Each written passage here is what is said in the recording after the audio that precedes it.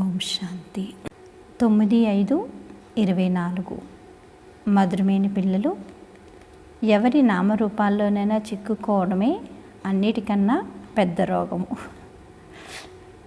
అంతర్ముఖులుగా అయ్యి ఈ రోగాన్ని పరిశీలించుకోండి మరియు దీని నుండి ముక్తులుగా అవ్వండి అని చెప్తున్నారు బాబా. ప్రశ్న: నామరూపాల్లో చిక్కుకునే రోగమును సమాప్తం చేసేందుకు యుక్తి ఏమిటి? దీనివల్ల కలిగే నష్టాలేమిటి అని అడుగుతున్నారు బాబా. నామరూపాల్లో చిక్కుకునే రోగమును సమాప్తం చేసేందుకు యుక్తి ఏమిటి? దీనివల్ల కలిగే నష్టాలేమిటి? జవాబు: నామరూపాల్లో చిక్కుకోవడం అనే రోగమును సమాప్తం చేసేందుకు ఒక్క తండ్రితో స్వచ్ఛమైన ప్రేమను ఉంచండి. స్మృతి చేసే సమయంలో బుద్ధి భ్రమిస్తూ దేహదారుల వైపుకు వెళ్తున్నట్లయితే బాబాకు నిజం చెప్పండి. అలా చెబితే బాబా క్షమిస్తారు. సర్జన్ నుండి రోగాన్ని దాచిపెట్టకండి. బాబాకు వినిపించడం ద్వారా అప్రమత్తంగా అయిపోతారు. బుద్ధి ఎవరి నామరూపాల్లోనైనా చిక్కుకుని ఉంటే బాబాతో బుద్ధి జోడింపబడి చాలదు. వారు సేవకు బదులుగా డిస్సర్వీస్ చేస్తారు, బాబాను నిందింపచేస్తారు. ఇటువంటి నిందకులు ఎంతో కఠినమైన శిక్షలకు పాత్రులవుతారు అని చెప్తున్నారు బాబా. ఓం శాంతి. బాబా అంటున్నారు, ఇప్పుడు ప్రతి ఒక్కరికి తండ్రి నుండి వారసత్వం లభిస్తుందని పిల్లలకు తెలుసు. సోదరులకు సోదరుల ద్వారా ఎప్పుడూ వారసత్వం లభించదు. మరియు సోదరులు ప్రతి ఒక్కరి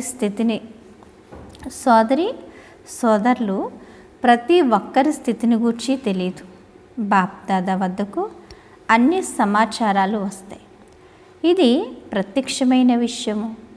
ప్రతి ఒక్కరూ నేను ఎంతవరకు స్మృతి చేస్తున్నాను, ఎవరి నామరూపాల్లోనైనా ఎంతవరకు చిక్కుకుని ఉన్నాను, నా ఆత్మవృత్తి అసలు ఏ వస్తువుల వైపుకు వెళ్తుంది అని తమను తాము పరిశీలించుకుంటూ ఉండాలి. ఆత్మకు స్వయం తెలుస్తుంది. స్వయాన్ని ఆత్మగా భావించవలసి ఉంటుంది.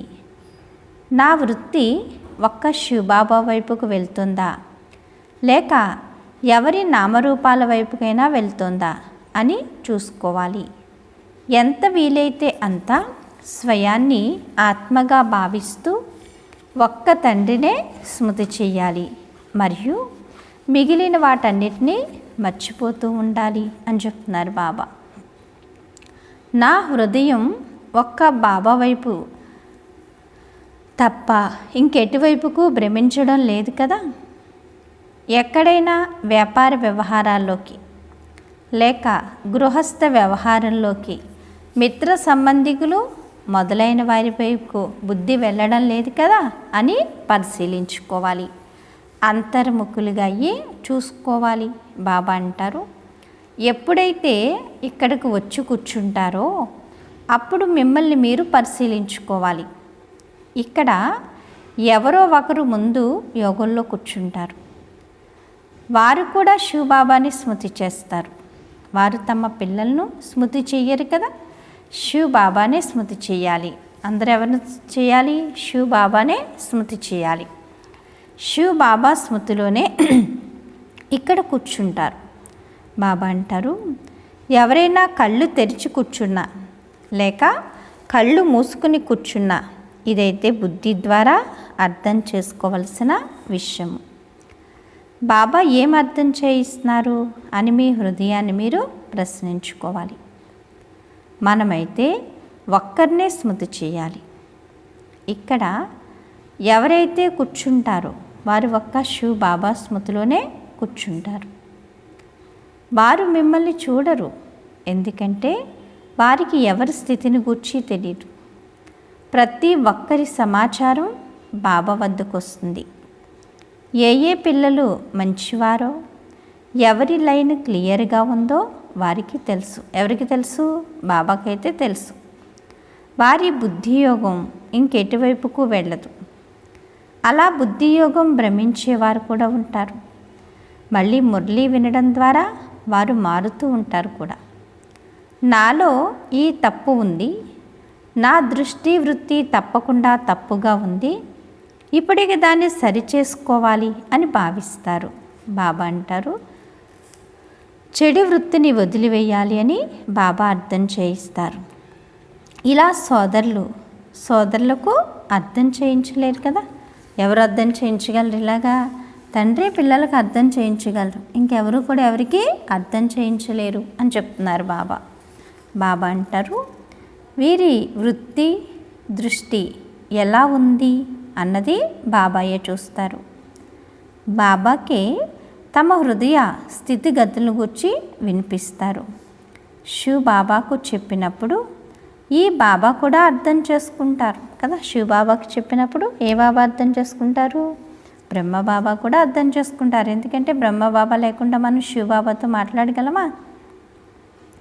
బాబా అంటున్నారు, ప్రతి ఒక్కరూ వినిపించడం ద్వారా చూడడం ద్వారా కూడా అర్థం చేసుకుంటారు. ఎప్పటి వరకైతే వినరో అప్పటి వరకు వీరు ఏం చేస్తున్నారు అన్నది వారికి ఏం తెలుస్తుంది?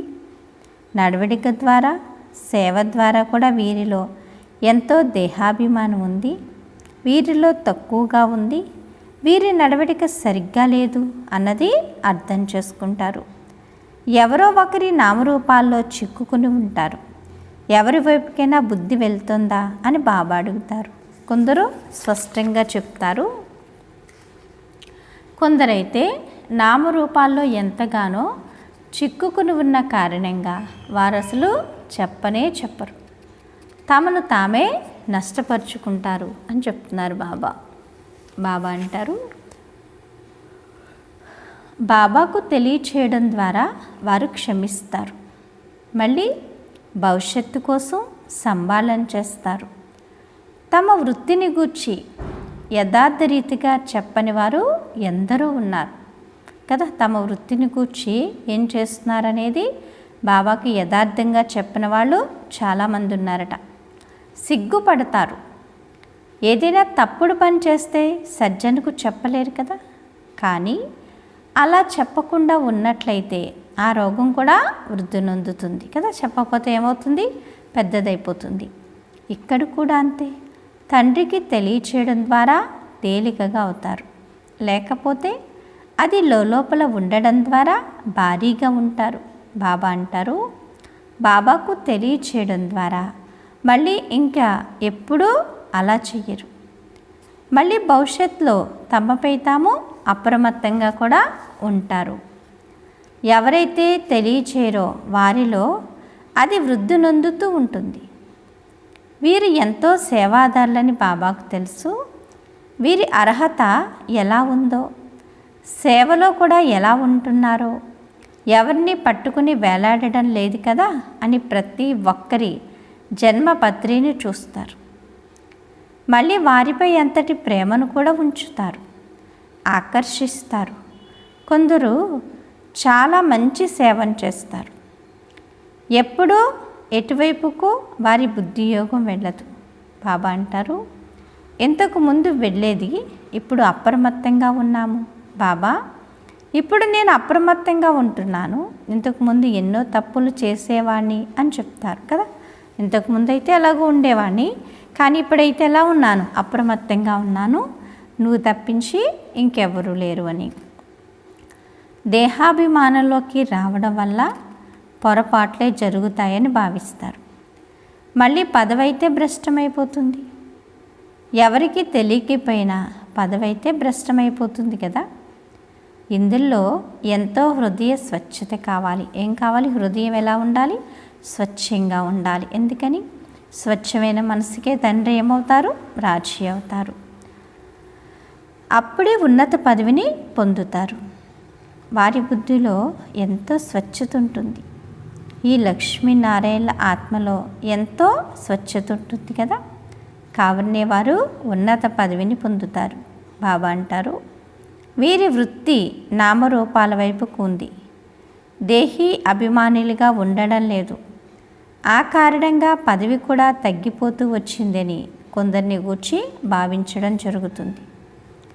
రాజు నుండి చాకలి వరకు నెంబర్ వారి పదవులైతే ఉన్నాయి కదా. రాజు నుండి చాకలివాడు, బట్టలు ఉతికేవాడి వరకు పదవులైతే నెంబర్ వారీగా ఉన్నాయి. అంటే మనం చేసిన పురుషార్థాన్ని బట్టే మనకి పదవి లభిస్తుంది, రాజుగా అయినా చాకలివాడిగా అయినా. ఇలా ఎందుకు జరుగుతుంది అన్నది కూడా అర్థం చేసుకోవాలి. నెంబర్ వారీగా అయితే తప్పకుండా అవుతారు. కళలు తగ్గిపోతూనే ఉంటాయి. ఎవరైతే 16 కళ సంపూర్ణులుగా ఉంటారో వారు మళ్ళీ 14 కళల్లోకి వచ్చేస్తారు.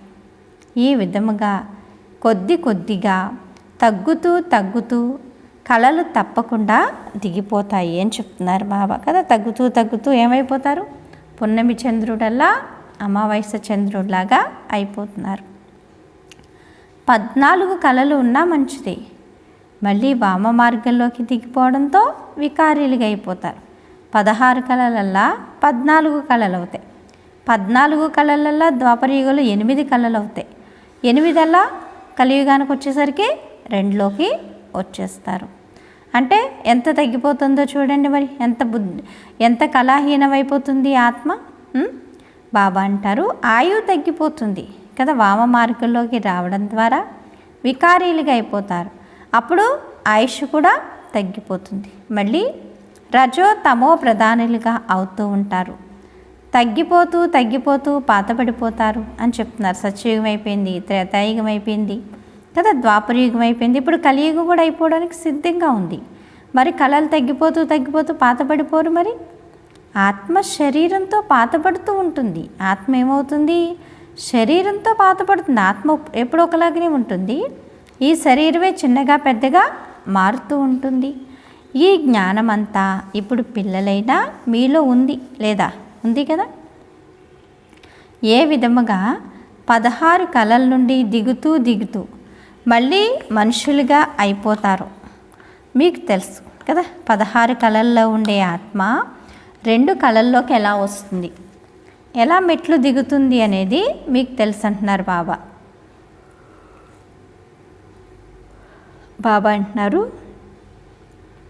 ఎందుకంటే 16 కళల నుండి దిగుతూ మళ్ళీ మనుషులుగా అయిపోతారో మీకు తెలుసు. దేవతల మతం అయితే ఉండదు. తండ్రి మతం లభించగానే మళ్ళీ 21 జన్మల వరకు మతం లభించే అవసరమే ఉండదు. అంటే ఈ సంగమ యుగంలో బాబా వచ్చి మనకి 21 జన్మల ప్రాప్తినిస్తున్నారు. అందుకని ఎప్పుడైతే ఈ ప్రాప్తి మనకి లభించిందో ఇంకా అక్కడ ఎవరు సలహా అవసరం ఉండదు. మీ ఈ ఈశ్వరీయ మతం 21 జన్మలు కొనసాగుతుంది. మళ్ళీ ఎప్పుడైతే రావణ రాజ్యం లభిస్తుందో కదా, రావణ రాజ్యం వస్తుందో అప్పుడు మీకు రావణుని మతం లభిస్తుంది కదా. దేవతలు వామ మార్గంలోకి వెళ్తారని కూడా చూపిస్తారు. ఇతర ధర్మాల వారిలో ఇటువంటి విషయాలు ఉండవు. దేవతలు ఎప్పుడైతే వామ మార్గంలోకి వెళ్తారో అప్పుడు ఇతర ధర్మాల వారు వస్తారు అని చెప్తున్నారు బాబా. పిల్లలు ఇప్పుడిక మీరు తిరిగి వెళ్ళాలి. పిల్లలు వినబడుతుందా? ఏమంటున్నారు బాబా? ఇప్పుడు తిరిగి వెళ్ళాలి. రెడీ అయినా మరి అందరూ? ఇది పాత ప్రపంచమని బాబా అర్థం చేయిస్తున్నారు కదా. ఇదంతా ఏ ప్రపంచం? పాత ప్రపంచం. కాబట్టి ఇంక ఇందులో సారమైతే ఏమీ లేదు. అందుకని తిరిగి వెళ్ళడానికి అందరూ ఎలా ఉండాలి? సిద్ధంగా ఉండాలి. బాబా అంటారు, బాబా అర్థం, ఈ డ్రామాలో నాకు ఇటువంటి పాత్ర ఉంది. పాత ప్రపంచమును కొత్తగా తయారు చేయాలి. ఇది కూడా మీరు అర్థం చేసుకున్నారని బాబా చెప్తారు. ప్రపంచంలోని మనుష్య మాత్రలకైతే ఏమీ తెలియదు. మీరు ఎంతో అర్థం చేయిస్తారు. అయినా కానీ కొందరు మంచి ఆసక్తిని చూపుతారు. మళ్ళీ కొందరు తమ మతమునే ఇస్తూ ఉంటారు. ఈ లక్ష్మీనారాయణలు ఉన్నప్పుడు పవిత్రత, సుఖశాంతులు మొదలైనవెన్నో ఉండేవి. పవిత్రతయే ముఖ్యమైనది. సత్యయుగంలో దేవతలు పవిత్రంగా ఉండేవారని మనుషులకు తెలియదు. దేవతలకు కూడా పిల్లలు మొదలైన వారు ఉన్నారు కదా అని భావిస్తారు. కానీ అక్కడ వారి యోగ బలం ద్వారా ఎలా జన్మిస్తారు? అన్నది ఎవ్వరికీ తెలియదు కదా. అక్కడ పిల్లలు అయ్యి ఉంటారు అంటే అక్కడ వికారాలు ఉంటాయని అనుకుంటారు. కానీ బాబా అంటున్నారు అక్కడ యోగ శక్తి ద్వారానే పిల్లల యొక్క జన్మ జరుగుతుంది, అదైతే ఇక్కడ తెలియదు అని చెప్తున్నారు బాబా. బాబా అంటారు మొత్తం జీవితకాలం అంతా పవిత్రంగా ఉంటే పిల్లలు ఎలా పుడతారు అని అంటారు. వారు ఈ సమయంలో పవిత్రంగా అవ్వడం ద్వారా 21 జన్మలు పవిత్రంగా ఉంటారని అర్థం చేయించాలి. శ్రీమతంపై నడవడం. శ్రీమతంపై మనం నిర్వికారి ప్రపంచాన్ని స్థాపన చేస్తున్నాం. శ్రీమతం ఒక్క తండ్రిదే. మనుషుల నుండి దేవతలుగా అవుతారు అన్న గాయనం కూడా ఉంది. ఇప్పుడు అందరూ మనుషులుగా ఉన్నారు, వారే మళ్ళీ ఏమవుతారు, దేవతలుగా అవుతారు అంటున్నారు బాబా. బాబా శ్రీమతంపై మనం దైవీ ప్రభుత్వాన్ని స్థాపిస్తున్నాం. ఇందులో పవిత్రత ఎంతో ముఖ్యమైనది. ఆత్మయే పవిత్రంగా అవ్వాలి, ఆత్మయే రాతి బుద్ధిగా అయ్యింది. ఈ విషయాలను పూర్తిగా స్పష్టంగా తెలియచేయండి. తండ్రియే సత్యమైన దైవీ ప్రభుత్వాన్ని స్థాపించారు. దానిని స్వర్గం అని కూడా అంటారు.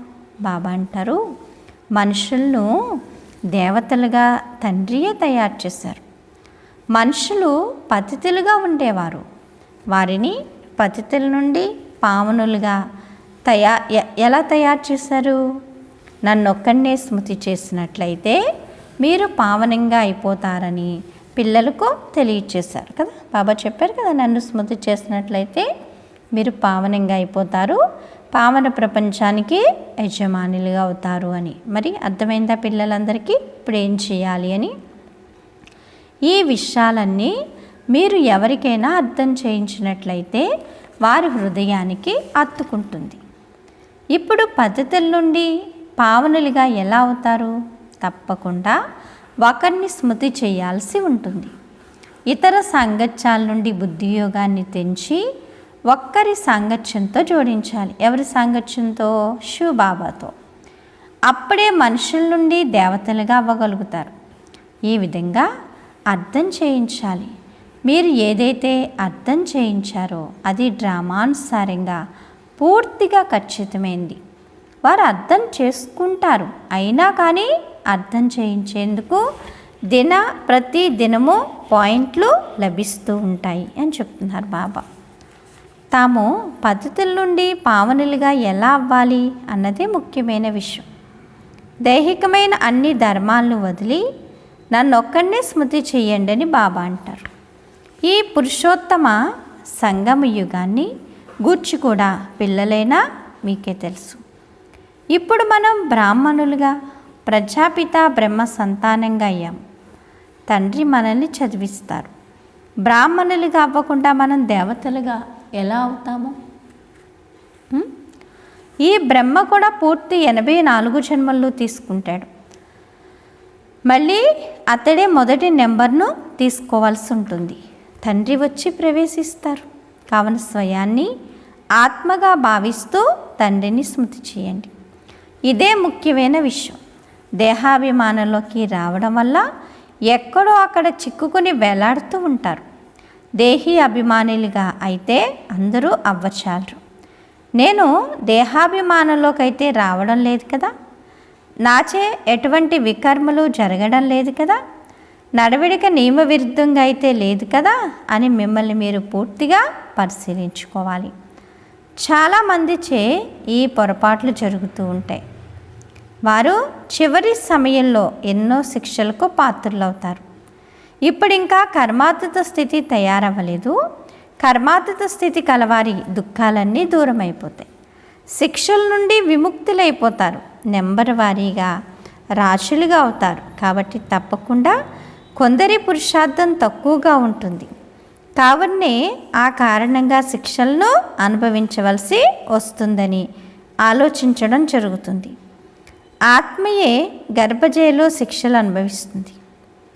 ఆత్మ గర్భజైల్లో ఉన్నప్పుడు నన్ను బయటకు తీయండి, మళ్ళీ నేను పాపకర్మలు చెయ్యను అని అంటుంది. ఆత్మయే శిక్షలను అనుభవిస్తుంది. ఆత్మయే కర్మలను వికర్మలను చేస్తుంది. ఈ శరీరం ఎందుకు పనికిరాంది. కావున ముఖ్యమైనదేంటి? స్వయాన్ని ఆత్మగా భావించడమే. తప్పకుండా అన్నీ చేసేది ఆత్మయే అని భావించాలి. ఇప్పుడు ఆత్మలైన మీరందరూ తిరిగి వెళ్ళాలి. అందుకే ఈ జ్ఞానం లభించింది అంటున్నారు బాబా. మళ్ళీ ఇంకెప్పుడు ఈ జ్ఞానం లభించదు. ఆత్మాభిమానులుగా అందరినీ సోదరులుగానే చూస్తారు కదా. ఆత్మాభిమానులు అందరినీ ఎలా చూస్తారు? సోదరులుగానే చూస్తారు. శరీర విషయమే ఉండదు. ఆత్మగా అయిపోతే ఇక శరీరంపై మోహం ఉండదు.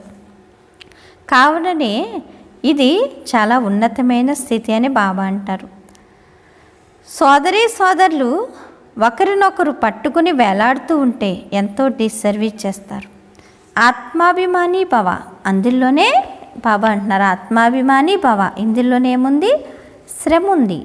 చదువులో కూడా సబ్జెక్టులు ఉంటాయి. మేము ఇందులో ఫెయిల్ అయిపోతామని భావిస్తారు. ఫెయిల్ అయిన కారణంగా మళ్ళీ ఇతర సబ్జెక్టులో కూడా డీల్ అయిపోతారు.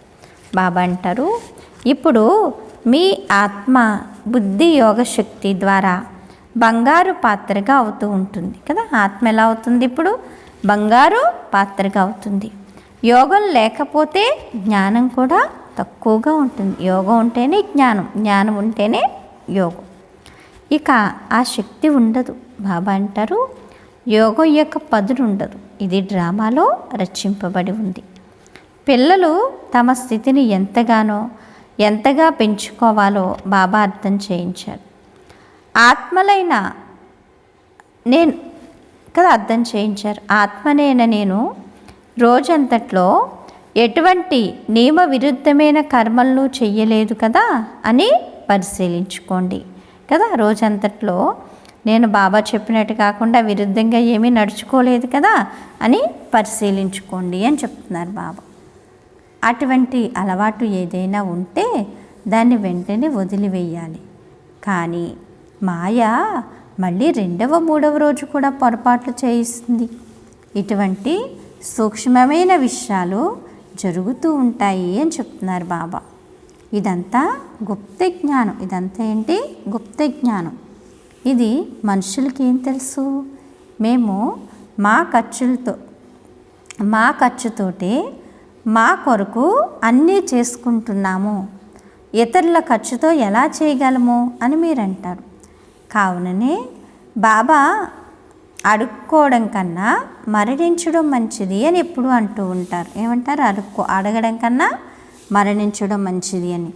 సహజంగా లభిస్తే అది పాల సమానమైంది, అడిగినట్లయితే అది నీటి సమానమైంది. అర్థమవుతుందా పిల్లలకి? బాబా ఈరోజు ఏం కొత్త పాయింట్ చెప్తున్నారు?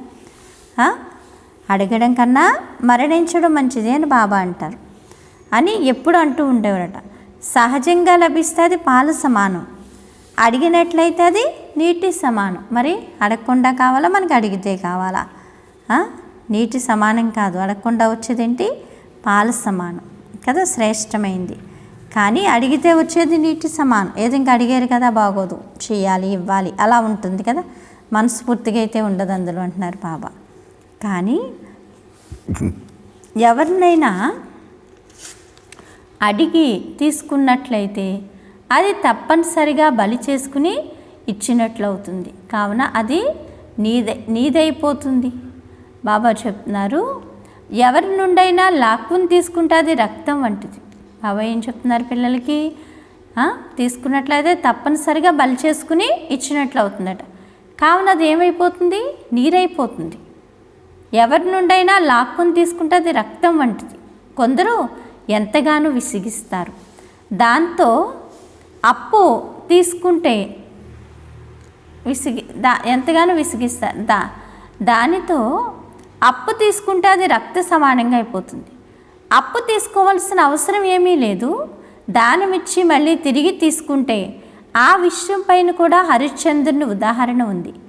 బాబా చెప్తున్నారు ఉంది కదా, అలా కూడా చేయకండి. ఒక భాగాన్ని తీసి ఉంచండి, అది మీకు కూడా ఉపయోగపడుతుంది. పిల్లలు ఎంతటి పురుషార్థం చేయాలంటే అంతిమంలో ఒక్క బాబా స్మృతే ఉండాలి. ఏముండాలి? అంతిమంలో ఒక్క బాబా స్మృతే ఉండాలి, ఇంకేం ఉండకూడదు అంటున్నారు బాబా. బాబా చెప్తున్నారు, మరియు స్వదర్శన చక్రపు స్మృతి కూడా ఉండాలి. అప్పుడే తనువు నుండి ప్రాణాలు పోవాలి. బాబా స్మృతి ఉండాలి, మన స్వదర్శన యొక్క చక్రం యొక్క స్మృతి ఉండాలి. అప్పుడే తనువు నుంచి ప్రాణాలు వెళ్ళిపోవాలి, హాయిగా వెళ్ళిపోవాలి బాబాని తలుచుకుంటూ కదా. అప్పుడే చక్రవర్తి రాజులుగా అవ్వగలుగుతారు. చివరిలో స్మృతి చేయవచ్చులే, ఆ సమయంలో ఇటువంటి స్థితి తయారవుతుంది అని కూడా కాదు అంటారు కదా, లాస్ట్లో చేద్దాం, అలా కాదంటున్నారు బాబా. అలా అవ్వదు కదా. ఎప్పటి నుండే పురుషార్థం చేస్తూ చేస్తూ చివరి సమయానికల్లా స్థితిని సరి చేసుకోవాలి. చివరి సమయంలో వృత్తి అటు ఇటు పరిగెడుతూ ఉంటుందని కాదు, స్మృతి చేయడం ద్వారానే పాపాలు అంతమవుతూ ఉంటాయి అంటున్నారు బాబా. పవిత్రత విషయంలోనే శ్రమ ఉంది అని పిల్లలకు తెలుసు, చదువులో అంతటి శ్రమ లేదు. బాబా అంటారు, ఆ విషయంపై పిల్లలు మంచి జ్ఞానం ఉంచాలి. కావుననే నేను ఎటువంటి నియమ విరుద్ధమైన నడవడికను నడవడం లేదు కదా, నామరూపాల్లో చిక్కుకోవడం లేదు కదా, ఎవరినైనా చూసి బొంగరంలాగా అయిపోవడం లేదు కదా, కర్మేంద్రియాలతో ఎటువంటి నియమ విరుద్ధమైన పని చేయడం లేదు కదా అని రోజు మిమ్మల్ని మీరు ముద్రించుకోండి అంటున్నారు బాబా. బాబా అంటారు, పాత పతిత శరీరంపై ఏ మాత్రము ప్రేమ ఉండకూడదు, అది కూడా దేహాభిమానమే అవుతుంది. అనాసక్తులుగా ఉండాలి. బాబా అంటారు, స్వచ్ఛమైన ప్రేమ ఒక్కరితోనే ఉండాలి, మిగిలిన వారందరిపైన అనాసక్తమైన ప్రేమ ఉండాలి కదా, అల్పకాలికం. ఇదైతే సదాకాలికం. పిల్లలు మొదలైన వారు కూడా ఉన్నా కానీ ఎవరిపైన ఆసక్తి ఉండకూడదు. ఇవి ఏవైతే చూస్తున్నామో అవన్నీ అంతమైపోనున్నాయి అని చెప్తున్నారు బాబా అని మీకు తెలుసు. కావున వాటన్నిటిపై నుండి ప్రేమ తొలగిపోతుంది. ఒక్కరిపైనే ప్రేమ ఉంచాలి, మిగిలిన వారి పైన నామమాత్రంగా అనాసక్తంగా ఉంటారు అని చెప్తున్నారు బాబా కదా. బాబా ఏమంటున్నారు పిల్లలతోటి? పిల్లలకి అనాసక్తమైన ప్రేమ ఉండాలి. పిల్లలు మొదలైన వారు ఆ ఉదాహరణలు ఏవి వినకండి, ఎందుకంటే మనం ఎలా ఉన్నాం, ఎలా తయారవుతాం, ఈ విషయాలన్నీ మనకైతే తెలుసు కదా అని చెప్తున్నారు బాబా. అచ్చా, మధురాతి మధురమైన ఆత్మీయ పిల్లలకు మాతాపిత బాప్దాదాల ప్రియ స్మృతులు మరియు గుడ్ మార్నింగ్. ఆత్మీయ పిల్లలకు ఆత్మీయ తండ్రి నమస్తే. ధారణ కొరకు ముఖ్య సారం బాబా అంటారు, ఫస్ట్ పాయింట్, మీ వృత్తిని చాలా శుద్ధంగా పవిత్రంగా తయారు చేసుకోవాలి.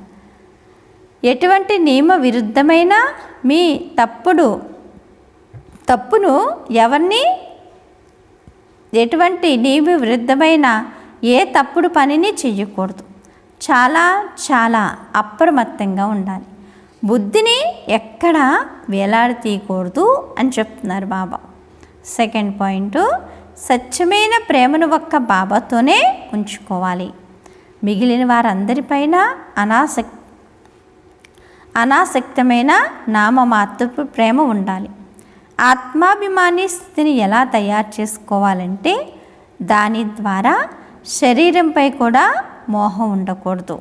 వరదానము, స్వరాజ్య సంస్కారాల ద్వారా భవిష్య రాజ్య అధికారమును ప్రాప్తి చేసుకునే భాగ్యశాలి ఆత్మభవ. బహుకాలపు రాజ్య అధికారిగా అయ్యేందుకు సంస్కారం బహుకాలపు భవిష్య రాజ్య అధికారిగా తయారు చేస్తుంది. ఒకవేళ పదే పదే వశీభూతులుగా అవుతుంటే అధికారిగా అయ్యే సంస్కారం లేనట్లయితే రాజ్య అధికారులు కదా బాబా అంటున్నారు. కావున జ్ఞానమనే దర్పణలో మీ అదృష్టమనే ముఖాన్ని చూసుకోండి. బాబా ఏమంటున్నారు? జ్ఞానం అనే దర్పణంలో మీ అదృష్టమనే ముఖాన్ని చూసుకోండి. బహుకాలపు అభ్యాసం ద్వారా మీ విశేష సహయోగిలైన కర్మాచారులను అంటే కర్మేంద్రియాలను లెక్క రాజ్య వ్యవహారం నడిపించే సంపాదనను మీ అధికారంలో నడిపించండి. రాజుగా అయినప్పుడే భాగ్యశాలి ఆత్మ అని అంటారు అని చెప్తున్నారు బాబా కదా, అర్థమైందా? స్లోగన్ను ప్రకాష్ అంటే శక్తి ప్రకాశాన్ని ఇచ్చే సేవ చేసేందుకు అనంతమైన వైరాగ్య వృత్తిని ఎమర్జ్ చేసుకోండి కదా. ఏం చెప్తున్నారు బాబా? సకాష్ అంటే ఏంటి? శక్తిని ప్రకాశాన్ని ఇచ్చే సేవ చేసేందుకు అనంతమైన వైరాగ్య వృత్తిని ధారణ చేయండి అని చెప్తున్నారు బాబా కదా. అనంతమైన వైరాగ్య వృత్తిని ధారణ చేయండి, అప్పుడు నెంబర్ 1గా మీరు తయారైపోతారు అని చెప్తున్నారు. అచ్చా, మధురాతి మధురమైన ఆత్మీక తండ్రికి ఆత్మీక పిల్లల యొక్క ప్రియ స్మృతులు, గుడ్ మార్నింగ్ మరియు నమస్తే. నమస్తే నమస్తే. మధురమైన బాబా, ప్రియమైన బాబా, నా బాబా, ధన్యవాదాలు బాబా. ఓం శాంతి.